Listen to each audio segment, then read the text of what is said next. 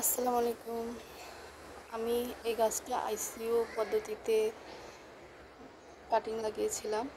তো আলহামদুলিল্লাহ আইসিইউতে সফল হয়েছে। এটা একটা বাগানবিলাস গাছ। আমি অনেকগুলো বাগানবিলাস গাছ কাটিং এমনিতে মাটিতে রেখেছিলাম, কিন্তু এই কাটিংটা আমি আইসিইউ পদ্ধতিতে লাগিয়েছিলাম। আলহামদুলিল্লাহ এটাতে পাতা এসেছে, ভালো হয়েছে।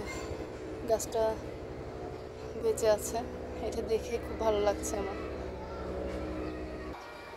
এখন এই গাছটা কতদিন পরে উঠাতে হবে আমি আসলে ঠিক জানি না।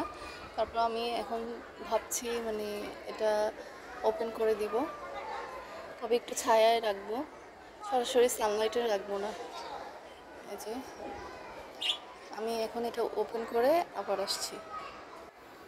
আইসিইউ পদ্ধতিতে আমি এটা প্রায় 1 মাসের মতো রেখেছিলাম।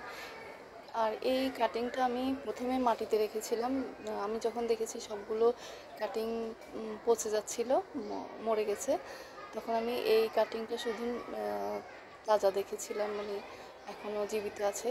তখন আমি এই কাটিংটাকে নিয়ে আইসিইউ পদ্ধতিতে কাটিংটা লাগিয়েছিলাম। আর আলহামদুলিল্লাহ আমি খুবই হ্যাপি যে এটা সফলভাবে পাতা বের হয়েছে। তো এখন আমি এটাকে একটা ছায়াযুক্ত স্থানে রাখবো। যেহেতু পাতা কিছুটা হলুদ হয়ে গেছে, আমি তাই আইসিইউটা ওপেন করে দিয়েছি। এখন এটাকে আমি ছায়াযুক্ত স্থানে রাখবো।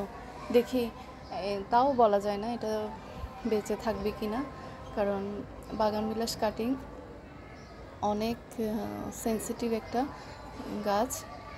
যদি হয়ে যায় ভাগ্যক্রমে, তাহলে খুব ভালো গাছ দেয়, কিন্তু যদি না হয়, হতেই চায় না। তো এটা যখন আমি দেখেছিলাম আমি খুব খুশি হয়েছি। এখন আমি এটা একটা ছায়াযুক্ত স্থানে রাখবো। আর আপনারা অবশ্যই দোয়া করবেন যেন এই গাছটা বড় হয়, আমি সুন্দরভাবে একটা টবে লাগাতে পারি। সবাই দোয়া করবেন গাছটার জন্য।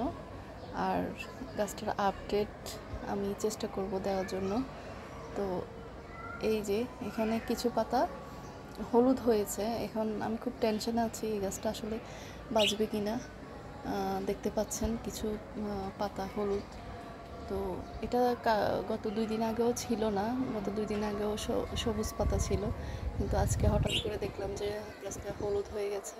আমার মনে হয় এই গাছটার জন্য এখন সানলাইট বা অল্প আলো খুব দরকার, তাই আমি এটাকে ওপেন করে দিয়েছি। আমি আপনাদেরকে এই গাছটার আপডেট জানাবো। তো সবাই ভালো থাকবেন। আল্লাহ হাফেজ। আসসালামু আলাইকুম।